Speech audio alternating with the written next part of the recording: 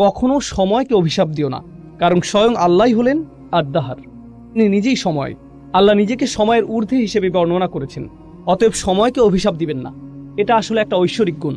সুতরাং আমাদের কখনো এমন বলা উচিত নয় যে আরে ভাই সেদিন একটা খারাপ দিন ছিল, কিংবা এটা একটা বাজে বছর। সময়ের ব্যাপারে এরকম বিশেষণ ব্যবহার করা হয়। রাসূল সাল্লাল্লাহু আলাইহি সাল্লাম খুব পরিষ্কার ভাষায় এমন করতে নিষেধ করেছেন।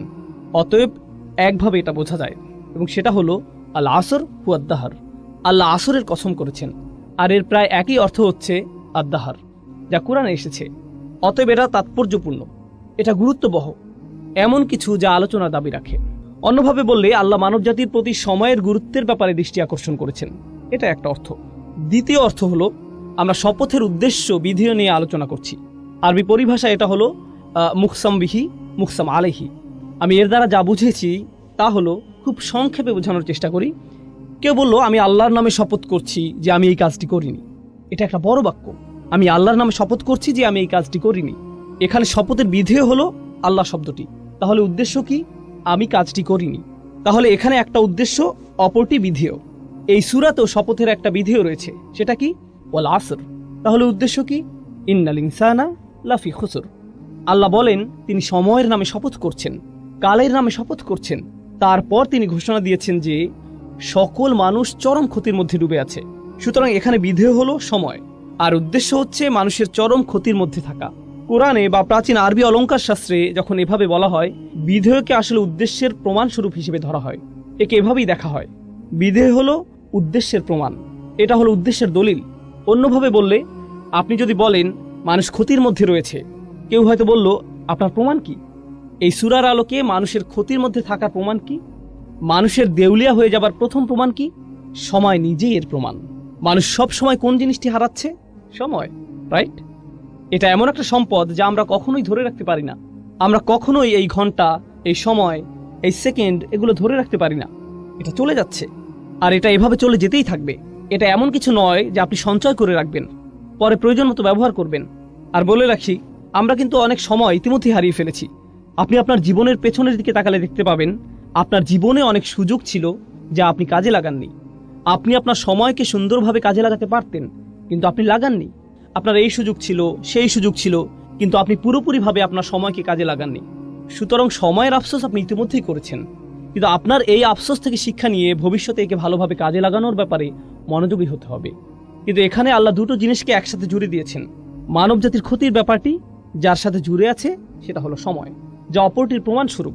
সূরা আসরকে বোঝার আরেকটি উপায় হলো, আমরা একটু পরে ইমাম শাফির মন্তব্য পড়ব। সূরা আসর দিয়ে বিভিন্ন জাতির প্রাণ বোঝানো হয়েছে। কোনো জাতির পুরো সময়কালকে উল্লেখ করে এটা। কোনো জাতির উত্থান পতন কিভাবে হয় আপনারা জানেন? কোনো জাতির উত্থান পতন কিভাবে হয় আপনারা জানেন? অতএব যখন আল্লাহ ওয়াল আসর শব্দটি ব্যবহার করেন, তিনি শুধু একটা দিনের সময় বোঝাননি, বা কোনো একজন মানুষের জীবনকেই নয়, বরং একটা জাতির পুরো সময়কে বুঝিয়েছেন। আর কোনো জাতির এই উত্থান পতনই হলো এর প্রমাণ যে মানুষ ক্ষতির মধ্যে নিমজ্জিত আছে। ইতিহাস নিজেই মানুষের ক্ষতিতে ডুবে থাকার একটা প্রমাণ। ওয়াল আসর ইন্নাল ইনসানা লাফি খুসর, এটা দিয়ে আল্লাহ এটিই বুঝিয়েছেন। আরও সামনে আগালে আমরা মুকসাম বিহি মুকসাম আলাইহি এর আরও একটা উদাহরণ দেখতে পাই। এখানে শপথের বিধেয় হচ্ছে এর উদ্দেশ্যের একটা সাক্ষী। এটা কিছুটা ভিন্ন ব্যাপার। আমরা দুটি বিষয়ের কথা বলেছি। বিধেয় হলো উদ্দেশ্যের প্রমাণ, এটা একটা ব্যাপার। দ্বিতীয় বিষয় হচ্ছে বিধেয় হচ্ছে উদ্দেশ্যের একটা সাক্ষী। অন্যভাবে বলতে গেলে আল্লাহ উদ্দেশ্যের বিপরীতে একটা সাক্ষী নিয়ে আসলেন। সূরা আসরকে আমরা এভাবে বুঝতে পারি, আল্লাহ সময়কে কোনো কিছুর সাক্ষী হিসেবে এনেছেন। কিসের সাক্ষী হিসেবে এনেছেন? এটাই যে কোনো সন্দেহ ছাড়াই মানুষ ক্ষতির মধ্যে আছে। এর মানে কি? এর মানে সমগ্র মানব জাতি। মুফাসসিরদের সরাসরি মন্তব্য পড়লে এটা আরও পরিষ্কার হবে, কিন্তু এখন আমরা এটা সংক্ষেপে বুঝতে পারি। আমরা মানুষেরা বিভিন্ন বিষয়ের দিকে দৌড়াই। আমরা এমন বিষয়ের প্রতি দৌড়াই যাতে আমাদের জীবনের আসল উদ্দেশ্যই হারিয়ে যায়। এই সূরার আগের সূরাটিতে এই বিষয়ে আলোকপাত করা হয়েছে, আলহাকুম আত-তাকাসুর। এটা আপনাকে ভ্রষ্ট করে, মাত্রাতিরিক্ত চাওয়া, প্রয়োজনের অতিরিক্ত চাইতে থাকা। এটা আপনাকে আপনার আসল উদ্দেশ্য থেকে ভ্রষ্ট করে। বেশিরভাগ মানুষই ভুল জিনিসের পেছনে দৌড়াতে গিয়ে আসল উদ্দেশ্যের প্রতি উদাসীন। তারা ভুল জিনিসের দিকে ছুটছে। এখন আমরাই কি প্রথম মানুষ যারা সম্পদের পিছনে ছোটে, বা সুন্দর বাড়ির প্রতি ছোটে, অথবা সুন্দরী কোনো মেয়েকে বিয়ে করতে আগ্রহী, ইত্যাদি ইত্যাদি? যাই হোক, আমরাই কি প্রথম মানুষ যারা এসবের পেছনে ছুটছে, নাকি পূর্বের মানুষেরাও এসবের পেছনে ছুটেছে? তারাও ছুটেছে। তারা এগুলোকে সফলতা ভেবে এসবের পেছনে ছুটেছে। যখন তারা এগুলো পাবে তারা সফল হবে, আর আল্লাহ সময়কে সাক্ষী হিসেবে নির্ধারণ করেছেন, যাতে আমরা দেখি পূর্ববর্তীরা এসবের পেছনে ছুটেছে আর ব্যর্থ হয়েছে, অন্যরা এসেছে তারাও এসবের পিছনে ছুটেছে এবং ব্যর্থ হয়েছে, পরের লোকেরাও এসেছে এবং একই কাজ করেছে। হাজার বছর ধরে শত শত প্রজন্মের লোকেরা একের পর এক এই একই কাহিনী চলে আসছে। আল্লাহর এক অসাধারণ সৃষ্টি এইসব ঘটনা অবলোকন করছে। এটা একের পর এক এসবের সাক্ষী হয়েছে, আর আমাদের বেলায়ও এমনটা ঘটেছে। অন্যভাবে বললে মানব জাতির করুণ পরিণতির সাক্ষী হচ্ছে সময়। পরিশেষে আল আসর শব্দটির ব্যাপারে বলবো, আমরা এর ভাষাগত বিশ্লেষণে গেলে এটা আরো পরিষ্কার হবে, তবে আমরা এখনো এর সারাংশ পর্যালোচনা করছি। এর সারাংশের আরো একটি ব্যাখ্যা হলো, আসরের অন্যতম অর্থ হলো এমন সময় যা শেষ হয়ে যায় বা শেষের সময়। এমনকি আসরের নামাজও দিনের শেষাংশে পড়া হয়, তাই না? যখন সময় শেষ হয়ে যায়। আর ঐতিহাসিকভাবে বললে প্রাচীনকালে, বিশেষ করে আরব সমাজে, আসরকে ধরা হতো এমন সময় হিসেবে যখন ব্যবসায়ী বা পর্যটকরা খুব তাড়াহুড়া করত। যখন রাত নেমে আসতো তখন তারা অনেক বিপদের আশঙ্কা করত, হয়তো তারা তাদের সম্পদ হারিয়ে ফেলতে পারে এমন ভয় পেত। সুতরাং বেশিরভাগ হাসাল এবং বাসাল হতো আসরের সময়। সেটা ছিল সবচেয়ে ব্যস্ত এবং তাড়াহুড়ার সময়। এমনকি এটাও শপথ হিসেবে নেওয়া হয়েছে। আল্লাহ দিনের অন্যান্য সময় শপথ হিসেবে ব্যবহার করেছেন। তিনি বলেন, ওয়াস-সুবহি ইযা আসফার ওয়াল ফাজরি ওয়া লায়ালিন আশর ওয়াদ-দুহা। এগুলো দিনের বিভিন্ন সময়ের বর্ণনা। আল্লাহ দিনের ভিন্ন সময়ের বর্ণনা দিয়েছেন। তিনি দিনের বিভিন্ন সময়ের কসম করেছেন। এমনকি ওয়ান নাহারি ইযা তাজাল্লা, রাইট, দিনের বেলার বর্ণনা। কিন্তু আসরের বর্ণনার বিশেষত্ব হচ্ছে এটা এমন সময় যা দিয়ে তাড়াহুড়া করা বোঝায়। অন্যভাবে বলতে গেলে এই সূরার সামনের দিকে আমরা পড়ব, আল্লাহ আমাদেরকে যা করতে বলেছেন তা সম্পন্ন করার জন্য আমাদের অনেক সময় হাতে নেই। এটা একটা জরুরি অবস্থার মতো, যা করার তাড়াতাড়ি করতে হবে, কারণ আমরা আমাদের জীবনের ভোর পার করে এসেছি। আমাদের জীবনের সূর্যাস্তের সময় ঘনিয়ে আসছে। সুতরাং আমাদের যা করার এখনই করতে হবে। আমাদের সময় শেষ হয়ে যাচ্ছে, সময় ফুরিয়ে যাচ্ছে। এই ধারণাটি ছোট একটা শব্দ আল আসর দিয়ে বোঝানো হয়েছে। সুতরাং এই শপথের শেষ মাহাত্ম্য হচ্ছে এতে তাড়াতাড়ি করার কথা বলা হয়েছে। এখানে বেশ কজন আলেমের মধ্যে মুফতি মুহাম্মদ শফি অন্যতম, যিনি সূরা আসরের মানুষের যে ক্ষতির কথা চিত্রিত হয়েছে তার তুলনা করেছেন এমন একজনের সাথে যে বরফ বিক্রি করছে। প্রাচীনকালে তো ফ্রিজ ছিল না, তাই না? সুতরাং বরফ বিক্রেতার তো খুব বেশি সময় নেই, আর এটা দ্রুত গলে শেষ হয়ে যাচ্ছে। তাকে এই সময়ের মধ্যেই ক্রেতার কাছে পৌঁছাতে হবে এবং এগুলো বিক্রি করতে হবে। আর যদি সময় ফুরিয়ে যায় তাহলে এই সকল পরিশ্রম বৃথা যাবে। অতএব তার যে কাজ তা তাড়াতাড়ি সম্পন্ন করতে হবে। এই সূরার মাঝের আয়াতের সারাংশ নিয়ে আমরা পরে আলোচনা করব। শেষ আয়াতটি নিয়ে একটা কথা এখানে বলতে চাই। মূলত সূরা আসরের শেষ আয়াতটিতে 4টি অংশ আছে, এমনটি ভাবা হয়। অবশ্যই সহজ করে দেখলে এমনই মনে হবে। ইল্লাল্লাযীনা আমানু প্রথম অংশ, আমিলুস সলিহাত দ্বিতীয় অংশ, ওয়া তাওয়াসাউ বিল হক তৃতীয় অংশ, ওয়া তাওয়াসাউ বিস সবর চতুর্থ অংশ। তাহলে এখানে 4টি শর্ত রয়েছে। প্রথম শর্ত হলো যারা ঈমান আনবে, দ্বিতীয় হলো যারা সৎ কাজ করবে, ভালো কাজ করবে, তৃতীয় হলো তারা তাদের সর্বোচ্চ চেষ্টা দিয়ে একে অপরকে সত্যের কথা বলবে, চতুর্থ হলো ধৈর্যের ব্যাপারেও তারা একই কাজ করবে। এগুলো হলো উল্লেখিত 4টি শর্ত। কিন্তু এর সারাংশ বোঝার জন্য আমরা এখন যে বিষয়টি বুঝবো তা হলো এই 4টি বিষয় হচ্ছে আসলে একটা বিষয়।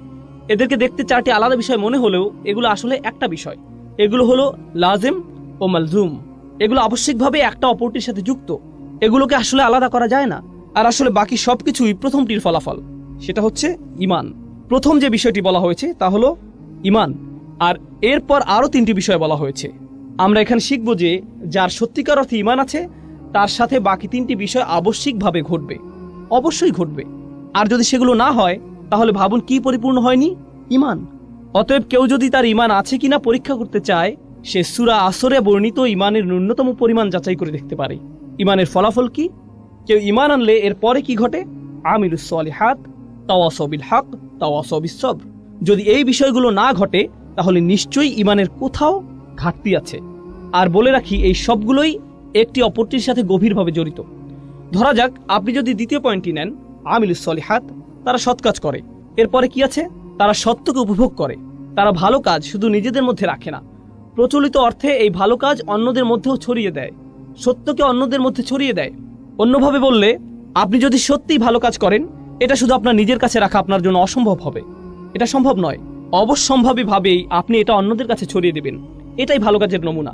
আর যখন আপনি অন্যদের মধ্যে ছড়িয়ে দেবেন, আপনি কিছু মানুষ পাবেন যারা আপনার এই কাজকে পছন্দ করবে, আবার কিছু মানুষ পাবেন যারা আপনার এই কাজকে ঘৃণা করবে। আর যখন আপনি এমন কিছু মানুষ পাবেন যারা আপনার কাজকে ঘৃণা করছে, আপনি আবশ্যিকভাবে এই নিজের মধ্যে কি তৈরি করবেন? সবর। আপনার অবশ্যই এটা থাকতে হবে। এগুলো প্রত্যেকটি সম্পর্কযুক্ত বিষয়। এগুলো একটা অপরটির সাথে যুক্ত, আর সামনে এগুলো নিয়ে আমরা আরও যাচাই করবো ইনশাআল্লাহ তাআলা। এই জন্য এই সূরাটি ইমানের বিভিন্ন ফলাফলকে সবচেয়ে সুন্দরভাবে ফুটিয়ে তোলে, যা কোরআনে দু একবার এসেছে। কখনো আল্লাহ বলছেন আল্লাযীনা আমানু, আল্লাযীনা আমানু, শেষ, ব্যাস। কারণ বাকিটুকু কি? ইমানের ফলাফল। সুতরাং আপনি যদি ইমানকে ভালোভাবে বুঝতে পারেন তাহলে বাকিটুকু এমনিই বুঝে যাবেন। কখনো আল্লাহ একটু বাড়িয়ে বলেছেন আল্লাযীনা আমানু ওয়া আমিলুস সলিহাত, দুটি বিষয় বলা হয়েছে, কিন্তু এই সূরায় তিনি দুটি বিষয় বলেননি, তিনি চারটি বিষয় বলেছেন। আর আপনি যদি লক্ষ্য করেন এগুলোর মধ্যে শেষের দুইটি কি? তাওয়াসাউ বিল হক, তাওয়াসাউ বিস সবর। এগুলো হলো মূলত কাজের বর্ণনা, এগুলো কাজ। সুতরাং আমিলুস সলিহাত একটা কাজ, তাওয়াসাউ বিল হক, তাওয়াসাউ বিস সবর, এই দুটিও হলো আমল, আমালাইন, এই দুটিও কাজ। অন্যভাবে বললে আমরা এখানে জানতে পারলাম যে আল্লাহ দুটি কাজের প্রতি আলোকপাত করেছেন। আমি গতকালও এটা নিয়ে বলেছি, আল্লাহ এখানে এমন দুটি বিষয়ের প্রতি আলোকপাত করেছেন যা সাধারণত মানুষ এড়িয়ে যায়। যখন তারা ভালো কাজের চিন্তা করে, যখন তারা ভালো কাজ করতে চায়, এগুলো তারা সাধারণভাবে ভাবে না। তাই এখানে এই দুটি বিষয় পরিষ্কারভাবে বলে দেওয়া হয়েছে, যাতে মানুষ বুঝতে পারে যে এগুলো হচ্ছে ন্যূনতম। তাওয়াসাউ বিল হক, তাওয়াসাউ বিস সবর, এগুলোর সাথে জুড়ে দেওয়া হয়েছে। এখন আমি আপনাদেরকে একটা দৃশ্য কল্পনা করতে বলবো। আমি নিজেও এটা থেকে উপকৃত হয়েছি, যা আমার শিক্ষক ডক্টর আব্দুস সামি একটা দার্সে বলেছিলেন। ডক্টর ইসরারও এটা নিয়ে বিস্তারিত আলোচনা করেছেন। আমার কাছে এটা খুবই উপকারী মনে হয়েছে। আর সূরা আসরের তাফসিরে যাওয়ার আগে আমরা এর শিক্ষাগুলো নিয়ে আলোচনা করব, এর সারাংশ বুঝব। আমরা এই সূরার শিক্ষাগুলো একজন অমুসলিমের যৌক্তিক দৃষ্টিভঙ্গির আলোকে বোঝার চেষ্টা করব। যখন আপনি একটা সমস্যার সম্মুখীন হন, হয়তো কারোর সাথে বিবাদ, জীবনের কোনো সমস্যা, যে কোনো সুস্থ স্বাভাবিক মানুষ এই অবস্থায় সর্বপ্রথম কি করবে? সে সর্বপ্রথম যেটা করবে তা হলো তার সেই সমস্যাটির অবস্থাটি ভালোভাবে যাচাই করবে। প্রথম কাজ হলো এর আসল অবস্থা বোঝা, এর সত্যিকারের কারণ খুঁজে বের করা। আপনি নিশ্চয়ই মানুষ কি বলে তা দিয়ে এটা যাচাই করবেন না, আপনি নিজেই ঘেঁটে দেখবেন। আর এটা যত বড় সমস্যা, আপনি তত ভালোভাবে এর সত্যতা যাচাই করবেন। আপনি নিজে এর প্রকৃত অবস্থা খুঁজে বের করবেন। এখানে মুসলিম হওয়ার সাথে কোনো সম্পর্ক নেই, বরং এখানে সততার প্রশ্ন। একজন সৎ মানুষ, একজন সৎ বিচারক অবশ্যই এটা করবেন। ধরুন আপনার পরিবারে কোনো বিষয় ঝগড়া লেগেছে, আপনার পরিবারের কিছু সদস্য কোনো বিষয়ে ঝগড়া করছে, আর তারা বিষয়টি আপনার সামনে উপস্থাপন করলো। অসৎভাবে আপনি কি করলেন? আপনি হয়তো আপনার একজন কাজিনকে পছন্দ করেন না, আপনি অন্যজনকে পছন্দ করেন। আপনি যাকে পছন্দ করেন না তার বিরুদ্ধে আপনার রায় দিয়ে দিলেন, ঠিক? কিন্তু সত্যিকারের সততা বা ন্যায় বিচার কি? সেটা হলো আপনি প্রথমে ঘটনার প্রকৃত অবস্থা যাচাই করবেন, ওকে? এরপর আপনি যখন সত্যটি খুঁজে পেলেন, তখন আর এটা খুঁজে পাওয়াই যথেষ্ট নয়, বরং আপনি অবশ্যই এর পক্ষে দাঁড়াবেন, আপনি এর পক্ষে রায় দিবেন। আপনাকে এই সত্যের পক্ষে কাজও করতে হবে। এটাও হতে পারে যে আপনি সত্যটি খুঁজে পেয়েছেন, কিন্তু আপনি সেই সত্যটি পছন্দ করছেন না। আর যখন আপনি সেটা পছন্দ করছেন না, আপনার মন সেই সত্যের পক্ষে কাজ করতে সাড়া দিচ্ছে না। সুতরাং আপনি যা সত্য হিসেবে বিশ্বাস করছেন তা আপনার কাজে পরিলক্ষিত হচ্ছে না। আমরা এমন অবস্থাকে কি বলি? বিশ্বাসঘাতকতা। এটাই নিফাক, এটাই বিশ্বাসঘাতকতা। কিন্তু আপনি যদি কোনো কিছুকে সত্য হিসেবে খুঁজে পান, তখন এটা নিয়ে বাঁচা, এতে লেগে থাকা, বাস্তবায়ন করা, কাজে লাগানো, এটা আপনার সততার মধ্যে পড়ে। আর এটাই আবশ্যিক ফলাফল। এখন আপনার নিজের মধ্যে এটা নিয়ে আসা একটা ব্যাপার যে এটা অন্যায়, আমি এটা আর করবো না। আমি খুঁজে পেয়েছি যে এটা একটা খারাপ কাজ, আমি আর কখনো এটা করব না। আমি খুঁজে পেয়েছি এটাই আমার করা উচিত, অতএব আমি এটাই করব। এখন আপনি যখন দেখেন অন্যরা এটা করছে, আমরা এমন একটা সমাজে থাকি যেটা নিজের চরকায় তেল দাও এই নীতিতে চলে। এটা নবীদের নীতি ছিল না, এটা মুসলিমদের নীতি নয়। আমি বলতে চাচ্ছি, যদি নবীরা শুধু নিজেদের চরকায় তেল দিতেন, তাহলে নামাজ ও আল্লাহর জিকির ব্যক্তিগত হতো। সূরা মুজাম্মিলে আমরা দেখি নবী করিম সাল্লাল্লাহু আলাইহি সাল্লামকে বলা হচ্ছে, কুমিল লাইলা ইল্লা কলিলা নিসফাহু আও ইনকুস মিনহু কলিলা আও জিদ আলাইহি ওয়ারাতিল কুরআনা তারতিলা। কুরআন পড়ো, আল্লাহকে স্মরণ করো, এটা তার নিজের জন্য। কিন্তু অন্য সূরায় আমরা কি দেখতে পাই? মুজাম্মিল ছাড়া অন্য সূরা কোনটি? মুদ্দাসসির। ইয়া আইয়ুহাল মুদ্দাসসির কুম ফাআনযির ওয়া রাব্বাকা ফাকাব্বির। ওঠো, যাও, সতর্ক করো। কাকে সতর্ক করো? অন্যদেরকে। তাদের বলো যে তারা যা করছে তা ভুল। এখন আপনি যদি আপনার সামনে কোনো কিছুকে ভুল হিসেবে জানেন আর আপনার সামনে তা হয়ে থাকে, মানুষ হিসেবে আপনি এটা মানতে পারবেন না। আপনি বলবেন তোমাদের এটা করা উচিত নয়। আপনাদেরকে একটা বাস্তব উদাহরণ দেই। ধরুন আপনি জানেন অন্যদের মাল সম্পদ নষ্ট করা ভালো নয়, এগুলো মানুষের হক, মানুষের মাল সম্পদের ক্ষতি করা অনুচিত। আপনি হয়তো রাস্তা দিয়ে যাচ্ছেন, কিছু বাচ্চা রাস্তায় ক্রিকেট খেলছে, আপনি দেখছেন ওরা খুব জোরে বল করছে, আর এটা গিয়ে অন্যের গাড়িতে লাগলো। এখন আপনি নীতিটা জানেন, নীতিটা হলো তাদের এটা করা উচিত নয়। আপনি নিজে এটা করছেন না, সুতরাং আপনি নিজে কোনো খারাপ কাজ করছেন না, আপনি অপরাধী নন, ঠিক আছে। কিন্তু সেটা কি যথেষ্ট? আপনি দেখে হেঁটে যাবেন, নাকি আপনার মাথায় আসবে যে আমার এদেরকে বলা উচিত যে এই কাজটি ঠিক নয়, আমি তাদেরকে বলি যে তাদের অন্যদের ক্ষতি করার কোনো অধিকার নেই, আমার ন্যায়ের পক্ষে দাঁড়ানো উচিত। যখন আপনি ন্যায়ের পক্ষে দাঁড়াতে চাইবেন, তখন আপনার মাথায় অন্য চিন্তা আসবে যা আপনাকে ন্যায়ের পক্ষে দাঁড়াতে দিবে না। আপনার মাথায় কি আসবে? এরা সবাই মিলে আমাকে পেটাতে পারে, আমাকেই বল বানিয়ে খেলতে পারে, তাই না? গাড়ি ভাঙার বদলে আমাকেই ভেঙে দিবে, অতএব আমার মুখ বন্ধ রাখা উচিত। আমি জানি যে এটা খারাপ, আমি নিজে এটা করব না, কিন্তু আমার এই সাহস নেই যে আমি এদেরকে থামতে বলবো। আমি জানি এটা আমার করা উচিত, আমি অবশ্যই করব, কিন্তু আমার এই সাহস নেই যে আমি অন্যকে বলবো তোমারও এটা করা উচিত। অন্তত পক্ষে কাউকে বলুন। আপনি যদি কাউকে বাধ্য করতে না পারেন, অন্তত তাকে বলুন। এখন ব্যাপার হচ্ছে, একজন সৎ মানুষ, একজন সাহসী মানুষ শুধু নিজে সেই কাজ থেকে বিরত থেকেই ক্ষান্ত হয় না, তারা কি করে? তারা এটা নিয়ে কথা বলে। আর কাফিররাও এটা করে, অমুসলিমরাও এটা করে, মুশরিকরাও এটা করে। এদেরকেও হয়তো বিশ্বাস করে যে প্রাণীদের হত্যা করা উচিত নয় ইত্যাদি। তারা শুধু নিরামিষাশী হয় না, তারা কি হয়? প্রাণী অধিকার সংরক্ষক। তারা জনসম্মুখে তাদের দাবি জানায়। কোনো ব্যাপারে তারা প্রথমে নিজেরা বিশ্বাস করে, এরপর তারা নিজেরা সেটা মানে। এরপর কি করে? তারা জনসম্মুখে এর দাবি জানায়, এমনকি এর জন্য তারা মার খায় কিংবা হয়তো নির্যাতনের শিকার হয়। এরা কিন্তু মুসলিম নয়। যারা এমন কিছু করার সিদ্ধান্ত নিয়েছে, সবার জন্য একই প্রক্রিয়া। এগুলো কোথা থেকে এসেছে? এগুলো সবই তাদের বিশ্বাস থেকে এসেছে।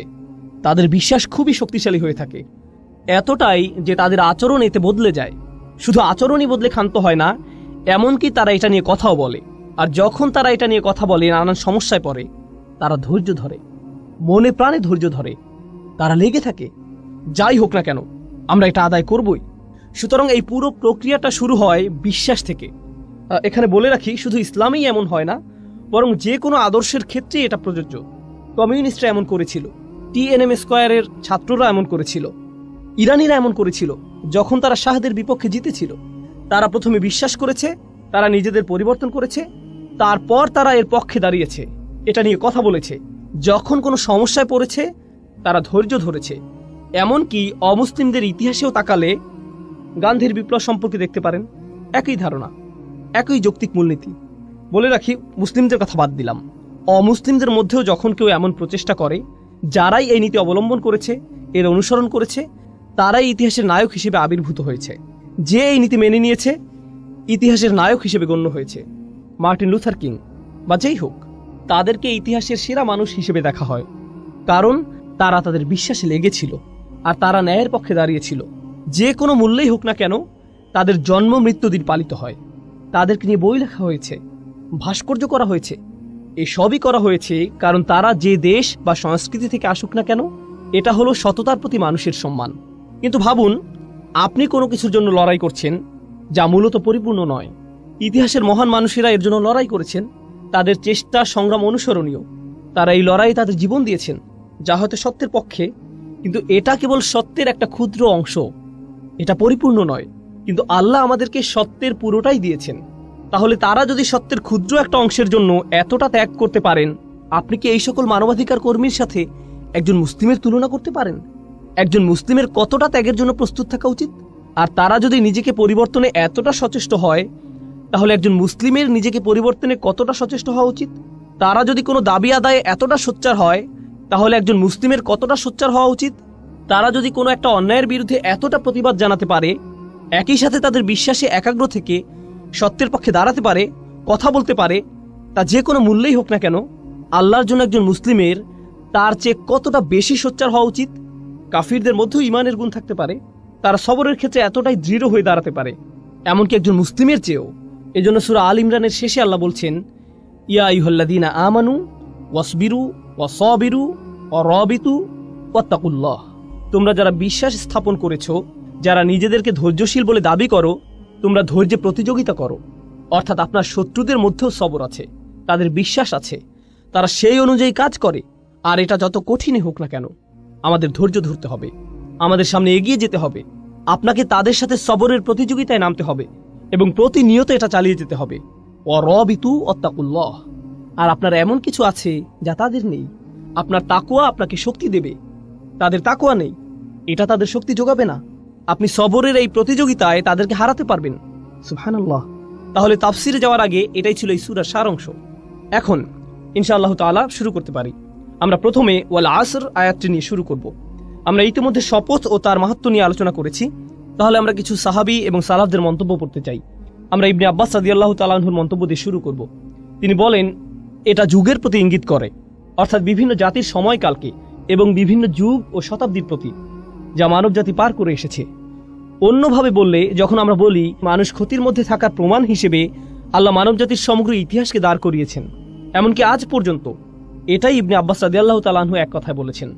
ইবনু কিসান বলেছেন, আসর বলতে দিন ও রাত্রিকে বোঝানো হয়েছে। অন্যভাবে বললে, মানুষের রাত ও দিনের মধ্যে পার্থক্য অনুধাবন করে বোঝা উচিত যে সে ক্ষতির মধ্যে আছে। একজন মুসলিম যখন রাতের আধার দেখে এবং যখন সে দিনের আলো দেখে, সুবহানাল্লাহ। সুতরাং এটা বলা খুব সহজ যে দেখুন তারা কি বলছে, কিন্তু যখন তারা এটা বলছে, এর অর্থ আসলে কি? কুরআন পড়ে আমরা কি বুঝলাম, আর দিন বা রাতকে আমরা কিভাবে দেখি, আর কিভাবে আমরা সময়কে দেখি, এগুলো প্রবাহমান বিষয়। মাঝে মাঝে আমরা সালাফদের বিভিন্ন তাফসির দেখি, এক শব্দ বা দুই শব্দ, পুরো আয়াতের তাফসির মাত্র একটা শব্দ। কিন্তু আপনি যদি সেই শব্দটি নিয়ে চিন্তা করেন, আপনি বুঝতে পারবেন এই মানুষগুলো কতটা গভীর জ্ঞানের অধিকারী ছিলেন। তারা খুব অল্প কথায় অনেক কিছু বলে গিয়েছেন। এটা আমরা বললে অনেক কথার প্রয়োজন হয়, কিন্তু তারা খুব অল্প কথায় অনেক কিছু বলেছেন। তাদের ভাষা ছিল অলংকারপূর্ণ। এরপর একইভাবে হাসান আল বাসরি বলেছেন, এটা দিনের শেষাংশ থেকে সূর্যাস্ত পর্যন্ত সময়কে বোঝানো হয়েছে। এখানে আসরের শুরু থেকে সূর্যাস্ত পর্যন্ত সময়কালকে বোঝানো হয়েছে, যা আমি আপনাদেরকে আগেই বলেছি যে প্রাচীনকালে এই সময় অনেক ব্যস্ততা এবং তাড়াহুড়া থাকতো। এটা দিয়ে একটা যুগের পরিসমাপ্তিও বোঝানো হয়। মানে হচ্ছে এক একটা দিন এক একটা যুগের মতো, অতএব একটা যুগের শেষ। এটা দিয়ে মূলত বোঝানো হয় যে মানুষের জীবন মূলত মৃত্যুর কিনারায়। মানুষ তার জীবন শেষ হওয়ার কিনারায় দাঁড়িয়ে, ঠিক যেভাবে সূর্যের আলো নিভে যায় আর অন্ধকার নেমে আসে। আপনার এই দুনিয়াবী জীবনটাও শেষ হওয়ার পথে, আর আপনি মৃত্যুর দিকে এগিয়ে যাচ্ছেন। বিষয়টিকে এভাবে ভাবুন, তাহলে আপনি নিজের মধ্যে ব্যস্ততা নিয়ে আসতে পারবেন। কাতাদা রাদিয়াল্লাহু তাআলা আনহু বলেন, এটা হলো দিনের শেষ ভাগ। দুজনেই মন্তব্য করেছেন যে এটা হলো আসরের নামাজ। আসর সম্পর্কে তাদের অভিমত হলো এটা হচ্ছে সালাতুল আসর। আর এটা মূলত তাফসির করার একটা পদ্ধতির আলোকে বলা হয়। সেটা হলো, যখন আল্লাহ কোনো কিছু নিয়ে কসম করেন, তার অর্থ এটা অবশ্যই কোনো পবিত্র বিষয়। কসম করার কয়েকটি অর্থের মধ্যে এটা অন্যতম। এই পদ্ধতির আলোকে তারা বলেছেন আসরের নামাজ হলো পবিত্র। কিভাবে এটা পবিত্র? আল্লাহ বলেন, হাফিজু আলাস সালাওয়াত ওয়াস সালাতিল উস্তা, তোমরা নামাজকে সংরক্ষণ করো, বিশেষ করে মাঝের নামাজকে। আর মাঝের নামাজ কোনটা? আসরের নামাজ। অতএব আল্লাহ এখানে আসরের নামাজের জন্য বিশেষভাবে একটা পয়েন্ট বলেছেন। আসরের নামাজের ব্যাপারে কেন তিনি বলেছেন? কারণ সেই সমাজের সাথে মিলিয়ে বলেছেন। সেই সমাজে কখন তারা সবচেয়ে বেশি ব্যস্ত থাকতো? আসরের সময়। তখনই মিটিং হতো, আসল কাজটা তখনই করা হতো। দোকানপাট তখনই সবচেয়ে ব্যস্ত থাকতো। যখন দোকানপাট সবচেয়ে বেশি ব্যস্ত থাকে, তখন সেটা বন্ধ করে নামাজে দাঁড়ানো সবচেয়ে কঠিন হয়, তাই না? যখন কোনো গুরুত্বপূর্ণ মিটিং হয়, ঠিক তখনই আসরের সময়, যাতে তাদের দুনিয়াবী কাজ তারা বাদ দিয়ে নামাজে দাঁড়াতে পারে। তাই আল্লাহ এখানে কসম করে বলছেন যে যদি তারা এটা না করতে পারে, তারা চরম ক্ষতির মধ্যে পড়ে যাবে। সুবহানাল্লাহ। তারপরে আইসারাত তাফসিরে আমরা দেখি, এখানে বলা হয়েছে আদ-দাহরু কুল্লুহু, আসর দিয়ে পুরো সময়কে বোঝানো হয়েছে। আর শাব্দিক বিশ্লেষণে আমরা দেখতে পাই এতে আছে আদ-দাহর ও আল আসর। সূরা ইনসানে আল্লাহ বলছেন, হাল আতা আলাল ইনসানি হিনুম মিনাদ দাহর। এখানে দাহর শব্দটি ব্যবহৃত হয়েছে, আর এই সূরায় আসর শব্দটি ব্যবহৃত হয়েছে। অতএব আমরা এই দুইটি শব্দের মধ্যে পার্থক্য বুঝতে পারলাম। যাই হোক, আইসারাত তাফসিরে সময়কে বা সময়ের কিছু অংশকে বোঝানো হয়েছে। এখানে সময়ের অংশ বলার কারণে কিছু কিছু মুফাসসির বলছেন আসর বলতে এখানে নবীজি সাল্লাল্লাহু আলাইহি সাল্লামের জীবনকালকে বোঝানো হয়েছে। তারা একে এভাবে ব্যাখ্যা করেছেন, কারণ কোরআনের অন্যান্য জায়গায় আল্লাহ নবীজির জীবনের শপথ করেছেন, লা উমরুকা, তিনি নবী সাল্লাল্লাহু আলাইহি সাল্লামের জীবনকালে শপথ করেছেন। তাই তারা এখান থেকে এই অর্থ নিয়েছেন যে যখন আল্লাহ বলেন ওয়াল আসর, তার অর্থ এটা দিয়ে নবীজি সাল্লাল্লাহু আলাইহি সাল্লামের জীবনকে বোঝানো হয়েছে। অন্যভাবে বললে শেষ নবীর জীবনকে পুরো মানবজাতির জন্য এমনভাবে পাঠানো হয়েছে, যদি তারা তাকে অনুসরণ না করে তবে তারা ক্ষতির মধ্যে পড়ে যাবে। এ দুটোর মিল বুঝতে পারছেন? কারণ এটা হচ্ছে এই পৃথিবীর সূর্যাস্তের সময়ের মতো, সূর্যাস্ত হওয়ার মতো ঘটনা। তিনি হচ্ছেন শেষ নবী। শেষ নবীর আগমন এই পৃথিবীর শেষ হওয়ার জন্য অনেক বড় একটা নিদর্শন, আর তার জীবনটাই মানুষের এই চরম ক্ষতির অনেক বড় একটা প্রমাণ। সুতরাং এভাবে তারা আল আসর শব্দটির ব্যাখ্যা করেছেন। এরপরে আল জুজাজি বলেন অর রব্বিল আসর। আসলে মুফাসসিরদের মধ্যে কিছু কিছু মুফাসসির এভাবে ব্যাখ্যা করেছেন, যখন আল্লাহ তাআলা কোনো সৃষ্টি নিয়ে কসম করেন, তারা ধরে নেন রব শব্দটি মাহযুফ, এর আগে রব ধরে নিতে হবে। সুতরাং তিনি বলেন, আমি সময়ের স্রষ্টার নামে শপথ করছি। যখন আল্লাহ বলেন ওয়াল ফাজর, এই মুফাসসিরগণ এর ব্যাখ্যা করেছেন ওয়ারব্বিল ফাজর, ওয়াদ্দুহা, ওয়ারব্বিদ দুহা, এভাবে তারা এগুলো ব্যাখ্যা করেছেন। ইতিহাসে কিছু মুফাসসির এমনটি সব সময় করে গেছেন। যদিও এই মতটি সংখ্যায় নগণ্য, তবু আমি এটা আপনাদের সাথে শেয়ার করা জরুরি মনে করি, কারণ এটাও আহলে সুন্নাহ ওয়াল জামাতেরই অংশ, এটা আমাদের ইতিহাসেরই অংশ। যাই হোক, সবশেষে ইবনে কাসির রাহিমাহুল্লাহ বলেন, এটা দিয়ে পুরো সময়কে বোঝানো হয়েছে, যাতে আদম আলাইহিস সালামের সন্তানদের যে কোনো কাজ সংঘটিত হয়েছে, তা হোক ভালো কাজ বা মন্দ কাজ। আর এই ভালো মন্দ উল্লেখ করে তিনি বলতে যাচ্ছেন যে মানুষ যাই করে তার বেশিরভাগই কি হয়, খারাপ না ভালো। যেহেতু তারা খারাপ কাজটাই বেশি করে, তাই তারা ক্ষতির মধ্যে আছে। সময় দিয়ে বোঝানো হয়েছে তাদের দুটো করারই সামর্থ্য আছে, কিন্তু তারা যেহেতু বেশি খারাপ কাজ করে, তাই তারা ক্ষতির মধ্যে আছে। এখন আমরা শুধু আসর শব্দটির শাব্দিক বিশ্লেষণ দেখব। আসর শব্দটি একটা ক্রিয়ামূল থেকে এসেছে, যার মূল শব্দ হলো আসরাহু আও ইতাসারাহু, দুটি ব্যবহৃত হয়েছে। ইফতিয়াল একই সাথে তুলাসি মুজাররাদও ব্যবহৃত হয়েছে, যার শাব্দিক অর্থ হলো তিনি চাপ দিয়েছেন, চিপে বের করেছেন, নিংড়ে নিয়েছেন। এমন কোনো কাপড়ের কথা ভাবুন যা পানিতে চুবানো ছিল, আপনি সেটাকে তুলে এমনভাবে নিংড়ে নিলেন যাতে সমস্ত পানি বের হয়ে আসলো। এভাবে এটা ব্যবহৃত হয়েছে। ফল দিয়ে ওটা বোঝা যেতে পারে, আপনি এমনভাবে ফল চাপ দিলেন যাতে এর সমস্ত রস বের হয়ে আসলো।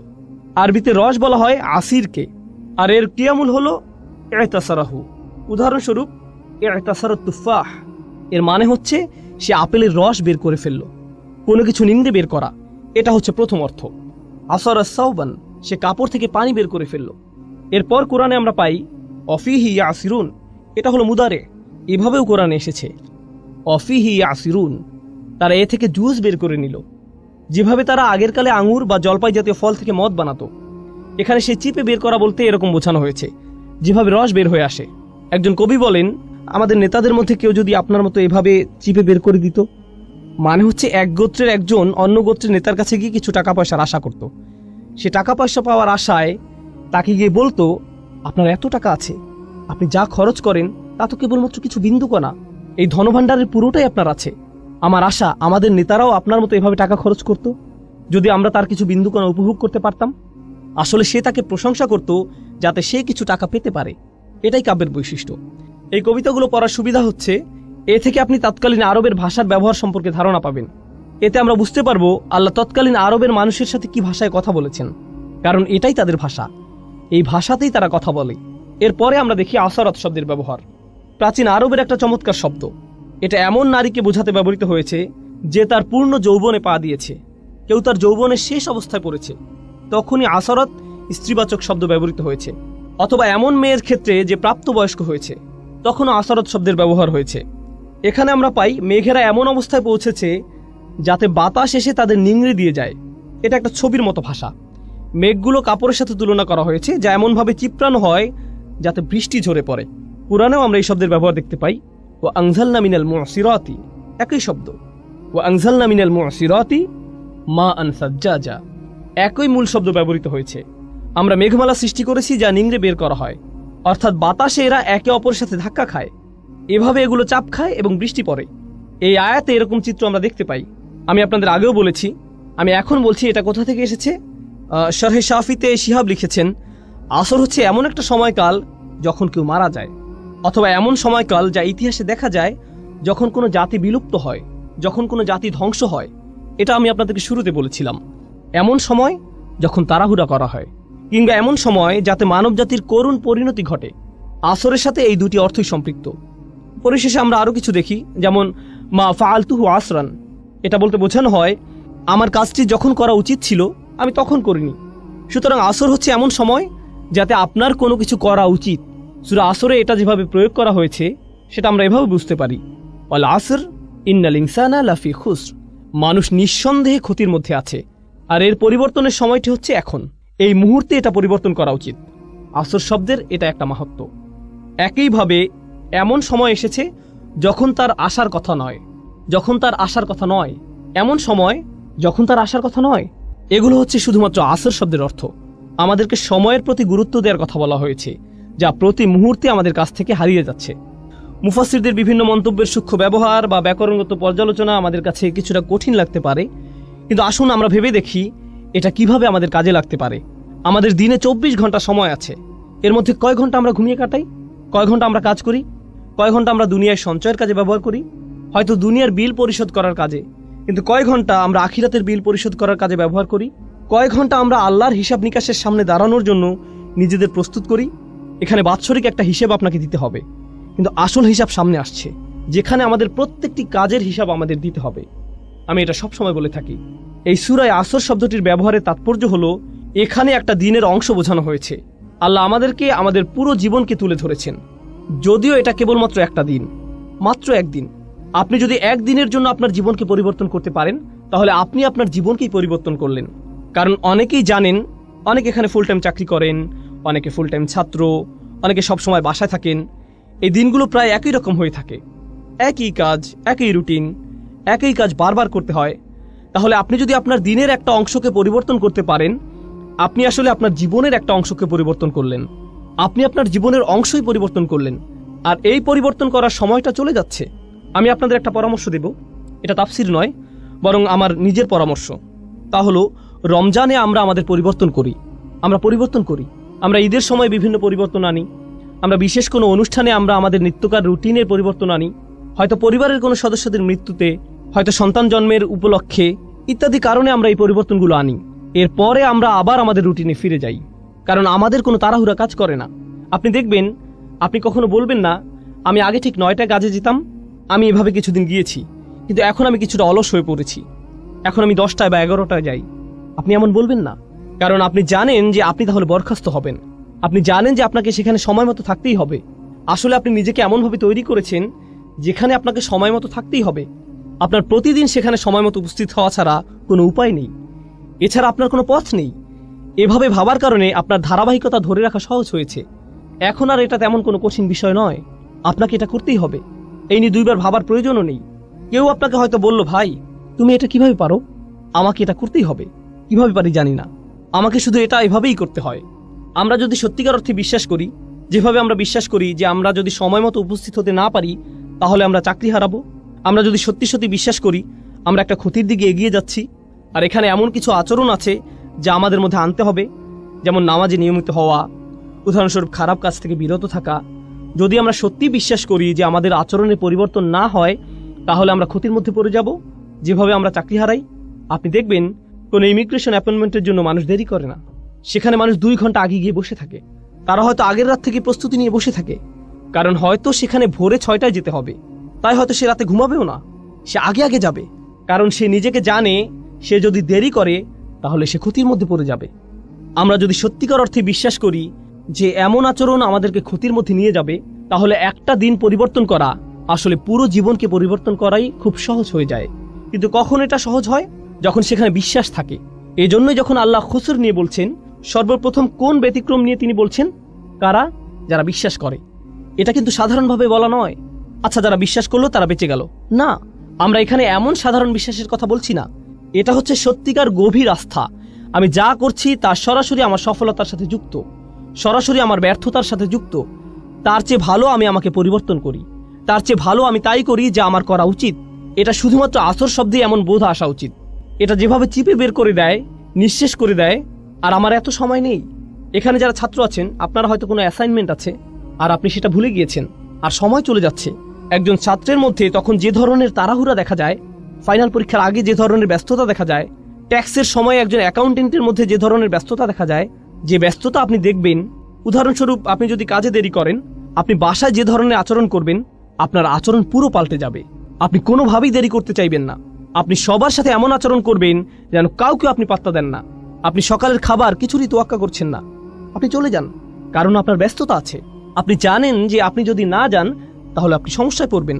আপনি পুরোপুরি জানেন আমাদেরকে এই আস্থা নিজের দিনের ব্যাপারেও আনতে হবে। আপনার বস যদি আপনাকে বলে, আমি কসম করে বলছি তোমার সমস্যা হবে, যদি আপনার বস এটা বলে, সে যদি বলে আমি কসম করছি, সে হয়তো অফিসে আসলো, সে আপনাকে নির্দিষ্ট করে বলল না, সে বলল প্রত্যেক কর্মচারীর বিশাল ক্ষতি হবে, আমি কসম করছি তোমাদের প্রত্যেকেরই ক্ষতি হবে, এবার অনেক বড় লোকসান হবে। আপনি কি মনে করেন সে যখন চলে যাবে আপনাদের মধ্যে কি কেউ বলবে, হ্যাঁ আমার কিছু হবে না, আমি ঠিক আছি? না, সে নির্দিষ্ট করে কিছু বলেনি। সে বলেনি কিছু কর্মচারীর ক্ষতি হবে, সে বলেনি ওই যে তার ক্ষতি হবে, তিনি বলেছেন প্রত্যেকেরই ক্ষতি হবে, আপনাদের সবার ক্ষতি হবে। আর আপনারা অচিরে লক্ষ্য করবেন যে সময় চলে যাচ্ছে, ক্ষতির সময় এগিয়ে আসছে। আপনারা খুব শীঘ্রই বুঝতে পারবেন যে আপনারা কতটা ক্ষতির মধ্যে আছেন। এখন যখন আপনি এটা শুনবেন, এই দুনিয়ায় আপনার জন্য একটা ব্যস্ততা কাজ করবে। আপনার মনে হবে, ও আল্লাহ, আমার এখন কি করা উচিত? তিনি কি করতে চান? তিনি কেন রেগে আছেন? এমন কিছু কি আছে যা আমরা করছি না? এখন চিন্তা করুন, যখন আপনার একটা চাকরি থাকে, বলে রাখি আমি আপনাদের এই উদাহরণগুলো দিচ্ছি যাতে আপনারা এই সূরাটি আরো ভালোভাবে বুঝতে পারেন ইনশাআল্লাহ। মুসলিমের জীবনে এটা একটা গুরুত্ববহ সূরা। এটা একজন মুসলিমের জন্য এমন একটা উপহার যা আল্লাহ মাত্র 3টে আয়াতের মাধ্যমে দিয়েছেন, যা আমাদের জীবনকে পরিবর্তন করে দিতে পারে। তিনি আমাদেরকে পুরো কোরআন মুখস্থ করতে বলেননি, শুধু সূরা আসরটা মনে রাখবেন। সুবহানাল্লাহ, দেখবেন এটা কিভাবে আপনার জীবনকে পরিবর্তন করে দেয়। এখন চিন্তা করুন, আপনি একটা চাকরি পেলেন, আপনার বস আপনাকে বলল তোমার কাজ 4টি। প্রতিদিন আপনার কয়টি কাজ আছে? 4টি। মাঝে মধ্যে আপনার বস আপনাকে এমন কাজ দিবে যা আপনি খুব সহজেই পারবেন, আবার মাঝে মধ্যে আপনার এমন কাজ থাকবে যা আপনার করতে ভালো লাগবে না। কিন্তু যেহেতু আপনি এই চাকরিটি করছেন, আপনার কয়টি কাজ করতে হবে? সবগুলোই। আপনার হয়তো 2টি করতে ভালো লাগে, কিন্তু আপনাকে 4টিই করতে হবে। 2টি আপনার ভালো লাগে, 2টি আপনার ভালো লাগে না, কিন্তু 4টি কাজই আপনি করেন। এখন যদি কেউ মনে করে, বা আমি যদি মনে করি আমি শুধু 2টি কাজ করব, কারণ আমি এই 2টি খুবই ভালো পারি, আমি বাকি 2টি নিয়ে চিন্তা করব না, আমি এমনকি এগুলো ছুঁয়েও দেখব না। বস যখন দেখবে আমি এই 2টি কতটা ভালোভাবে করেছি, সে কি বাকি 2টির কথা ভুলে যাবে? এগুলো নিয়ে কোনো সমস্যা হবে না? তাহলে আপনি বাকি 2টি কাজ করলেন না। আপনার বস 1 সপ্তাহ পর আসলো, কত দূর করেছো, কাজের অগ্রগতি কি? আমি প্রথম কাজ 2টি শতভাগ করেছি। ও আচ্ছা, বাকি 2টির কি অবস্থা? আসলে আমি 2টি করব না, কিন্তু দেখুন আমি এই প্রথম 2টি কত ভালোভাবে করেছি। এই লোকের কি অবস্থা হবে? আপনাদের কি মনে হয়, সে কি তার চাকরিটা ধরে রাখতে পারবে? আপনি যদি সম্পূর্ণভাবে সেগুলো নাও করেন, আপনাকে যে 4টি কাজ দেয়া হয়েছে সে 4টি কাজ আপনাকে করতেই হবে। আপনি হয়তো শতভাগ করতে পারেননি, কিন্তু আপনাকে প্রত্যেকটির অন্তত 70 ভাগ কাজ হলেও করতে হবে। এটা কোনো একটা কাজের 100% করার চেয়েও ভালো। বুঝতে পারছেন? তাহলে যখন আল্লাহ 4টি কাজের কথা বলছেন, ইল্লাল্লাযীনা আমানু ওয়া আমিলুস সলিহাত ওয়া তাওয়াসাউ বিল হক ওয়া তাওয়াসাউ বিস সবর, তখন আমরা বলি ঈমান। আমাদের ঈমান নিয়ে কাজ করতে হবে, কিছু ভালো কাজ। আর আর বাকিগুলো, ওগুলো তো আলেমদের জন্য, ওগুলো শায়েখদের কাজ, ওগুলো দায়ীদের কাজ, ওগুলো অন্যরা করবে, এগুলো আমার কাজ নয়। তাহলে আপনি এখানে কি করছেন?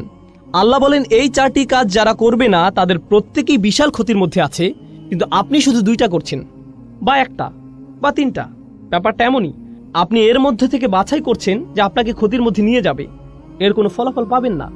এই সূরার মাধ্যমে এমন দৃষ্টিভঙ্গি আমাদের তৈরি করতে হবে। আমি আজকে আরো 10 মিনিট নেব, সম্ভবত আমাদের তৃতীয় একটা সেশনের প্রয়োজন হবে ইনশাআল্লাহ তাআলা।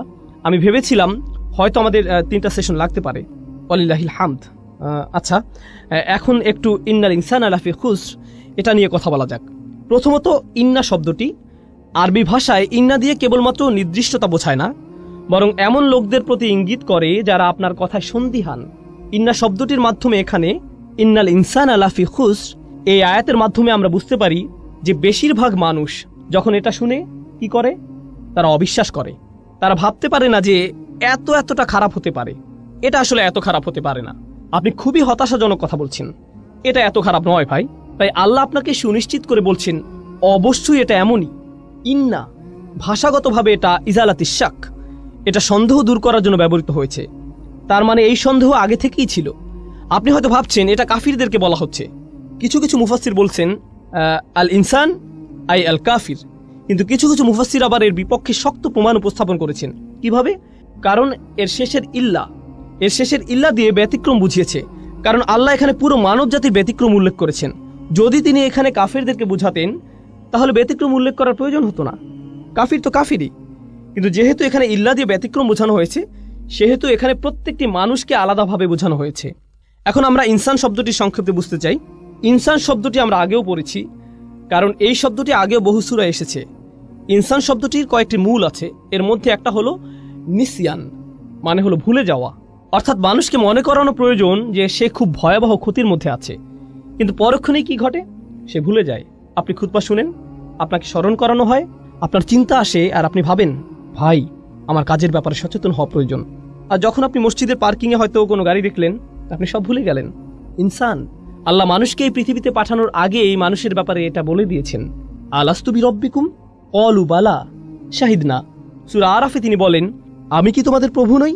আমরা বলেছিলাম, হ্যাঁ অবশ্যই আপনি আমাদের প্রভু, আমরাই এর সাক্ষী। আমরা পৃথিবীতে আসার আগেই আল্লাহকে এই সাক্ষী দিয়ে এসেছি যে তিনি আমাদের প্রভু। আর এখন আমরা ভুলে গিয়েছি, আমাদের মনে নেই। আমরা লা ইলাহা ইল্লাল্লাহ বলার গুরুত্ব হারিয়ে ফেলেছি। মুহাম্মদ রাসূলুল্লাহ সাল্লাল্লাহু আলাইহি সাল্লাম এই বলার শক্তি হারিয়ে ফেলেছি, আমরা ভুলেই গেছি। সুতরাং ইনসান শব্দটি এখানে ফার্দদের সমর্থক হিসেবে এসেছে, আলাদা ব্যক্তি। আর নাফস লোকটি, কিছু শব্দ আছে যেগুলো সমর্থক, আল বাশার মানুষ, আর নাস, কিন্তু এখানে এসেছে ইনসান। এর দুইটা তাৎপর্য আছে, একটা হলো আমাদের ভুলে যাওয়ার প্রতি ইঙ্গিত, আর দ্বিতীয় হলো ইনসান শব্দটি দিয়ে আলাদা ব্যক্তি বোঝায়, যা হলো ইসমে জিন্স। এর মাহাত্ম্য হলো এই শব্দটি দিয়ে দুটি বিষয় বোঝানো হচ্ছে, এটা সমগ্র মানব জাতিকে সম্পৃক্ত করে, আবার একই সাথে এটা একক বোঝায়। এখানে শিক্ষণীয় একটা বিষয় আছে। ইনসান শব্দটির ব্যাপারে ছোট একটা বিষয় বলে আজকে শেষ করবো ইনশাআল্লাহ। তা হচ্ছে দায়িত্বের ব্যাপ্তি নিয়ে। মনোবিজ্ঞানে দায়িত্বের ব্যাপ্তি বলে একটা কথা আছে। এখানে যারা আছেন, আমি আপনাদের সহজ করে বাড়ির উদাহরণ বা একটা ক্লাসরুমের উদাহরণ দিব। আমার বাসায় আমার বাচ্চারা আছে, আলহামদুলিল্লাহ আমার 5 জন সন্তান আছে। তারা সারা বাড়ি ছুটাছুটি করে। আমি যখন বাসা থেকে বের হয়ে যাই, তখন যদি বলি দুষ্টুমি করো না, এটা বলে যদি দরজা বন্ধ করে দিই, আমি শুধু বললাম দুষ্টুমি করো না, তারা কি দুষ্টুমি করবে না? করবে। এটাই হচ্ছে দায়িত্বের ব্যাপ্তি। কিন্তু আমি দরজা খুলে যদি বলি, হুসনা তোমার বোনকে জ্বালাবে না, ওয়ালিয়া দেয়ালে আঁকবে না, হুদা চিৎকার করবে না, আহমেদ ঘুমাতে যাও, আমি যদি নির্দিষ্ট করে বলি, তাহলে কি তারা তাদের দায়িত্বের ব্যাপারে বেশি সচেতন হবে না? অবশ্যই। যদি আমি সাধারণভাবে বলি, তাহলে কি হবে? এটা নিশ্চয়ই অন্য কারো ব্যাপারে বলছে, তাহলে আমি ঠিক আছি। বুঝতে পারছেন? শিক্ষক ক্লাসে বললেন, ছাত্ররা হয়তো অনেক চেঁচামেচি করছে, শিক্ষক বললেন সবাই চুপ করো, সবাই কি চুপ করবে? কিন্তু শিক্ষক যদি একজনকে নির্দিষ্ট করে বলেন, বাকিদের জন্য উদাহরণ তৈরি করেন, সবার চিৎকার বন্ধ। বলে রাখি, শিক্ষকদের জন্য এটা একটা ভালো পরামর্শ। আপনি একজনকে বলবেন, করিম তুমি কি এভাবে কথা বলতেই থাকবে? একজনকে বলেন, সবার তখন কি হবে বলুন তো? সবাই চুপ। কেন? আপনি নির্দিষ্ট করে বলেছেন। এখানে দায়িত্বের কোনো প্রসারণ নেই, এখানে কোনো ভাগ নেই। আর বেশিরভাগ সময় যখন কাউকে দায়িত্ব দেয়া হয়, সে ভাবে এটা গুরুত্বপূর্ণ, কিন্তু অবশ্যই অন্য কেউ আছে যে এটা করতে পারে। হ্যাঁ, এখানে সমস্যা আছে। ধরুন শিক্ষক ক্লাসে প্রবেশ করলেন, এসে বললেন তোমরা বিশাল সমস্যায় পড়তে যাচ্ছ। এটা কিছুটা ভয়ের, কিন্তু আমি যদি করিমকে বলি, করিম তুমি জানো না তুমি কতটা সমস্যায় পড়তে যাচ্ছ, এটা কি করিমের জন্য অনেক বেশি ভয়ের না? অবশ্যই, তাই না? তাহলে এখানে যদি বলা হতো ইন্নান নাস আলা ফি খুসর, মানুষ ক্ষতির মধ্যে আছে, এটা একরকম। কিন্তু এখানে এসেছে ইন্নাল ইনসানা লাফি খুসর, প্রত্যেক এক এবং একক আলাদা ব্যক্তি ক্ষতির মধ্যে নিমজ্জিত আছে। তাহলে যখন কেউ এই আয়াতটি শুনবে, তার কার ব্যাপারে ভাবা উচিত? তার নিজের ব্যাপারেই, অন্যদের কথা বাদ। অন্যরা এখানে আসবে না, আমি নিজেই বিশাল ক্ষতির মধ্যে আছি। আমার এই মুহূর্তে অন্য কারো ব্যাপারে ভাবা উচিত না, আমার শুধু নিজের কথাই ভাবা উচিত। যখন নিজেদের আমল প্রসঙ্গে আসে, যা বিচারের দিনে আমাদেরকে বাঁচিয়ে দিতে পারে, এখানে কোনো ছাড় দেওয়া যাবে না। সেদিন মা তার সন্তানকে চিনবে না, মা তার সন্তানকে চিনবে না। রাসূল সাল্লাল্লাহু আলাইহি ওয়াসাল্লাম বাদে অন্য সব নবী বলবেন, আমি তোমাদের জন্য সুপারিশ করতে পারবো না, অন্য কোথাও যাও, তোমাদের দেওয়ার মতো আমার কাছে কিছুই নেই। এটা এমন একটা দিন যেদিন ভাই ভাইয়ের কাছ থেকে দূরে সরে যাবে। সবচেয়ে ভালো বন্ধু আর সেদিন বন্ধু থাকবে না। ইয়াউমা ইয়াফিরুল মারউ মিন আখিহি ওয়া উম্মিহি ওয়া আবিহি ওয়া তাকাত্তাআত বিহিমুল আসবাব। সবচেয়ে ভালো বন্ধু আর সেদিন বন্ধু থাকবে না। ওয়া তাকাত্তাআত বিহিমুল আসবাব। ইয়াউমা ইয়াফিরুল মারউ মিন আখিহি ওয়া উম্মিহি ওয়া আবিহি। আপনি আপনার পরিবারকে এতটাই ভালোবাসেন। এখানে বলে রাখি, মাঝে মধ্যে মানুষের ভালোবাসার কারণে আমরা খুবই খারাপ কাজ করে ফেলি, আমরা সত্যিকারই খুব খারাপ কিছু করে ফেলি। আর সেদিন যাকে জাহান্নামে নিক্ষেপ করা হবে, সে বলবে ওয়ামান ফিল আরদি জামিআ সুম্মা ইউনজিহ। সে আল্লাহকে বলবে, আমি কি আমার সন্তানের বদলে এই আযাব থেকে মুক্তি পেতে পারি? আপনি কি আমার ছেলেকে, আমার সন্তানকে আমার বদলে জাহান্নামের আগুনে দিতে পারেন?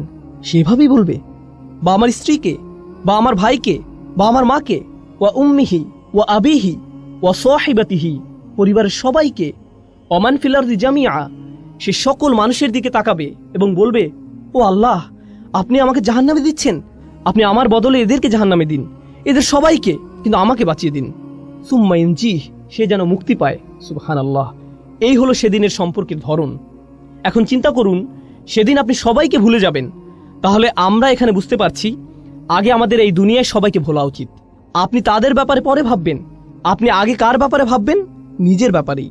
আমি বাচ্চাদের অভিভাবকদের আন্তরিকভাবে অনুরোধ করছি, আমি আশা করছি আমরা আমাদের বাচ্চাদের ব্যাপারে অনেক বেশি দুশ্চিন্তায় থাকি, আমরা নিজেদের ব্যাপারে ততটা দুশ্চিন্তায় থাকি না।